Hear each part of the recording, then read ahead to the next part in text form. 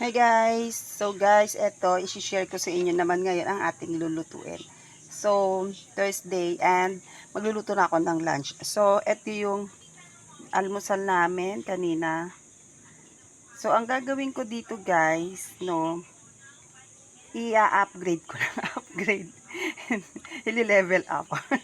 Hindi, ibig sabihin, gagawan ko na lang to ng dahil kasi hindi na to masyadong mapapansin. So, almusal kasi to. So, ang gagawin ko dito ay isa-sarsyado ko siya. So, ito meron ako ditong sibuyas at kamatis, tapos itlog. Pero isang itlog lang ilalagay ko dahil yung isa lulutuin ko to para sa pamangkin ko kasi hindi siya kumakain neto. Ayan, hindi rin siya masyadong kakain neto, I'm sure. So, tatlo lang kami.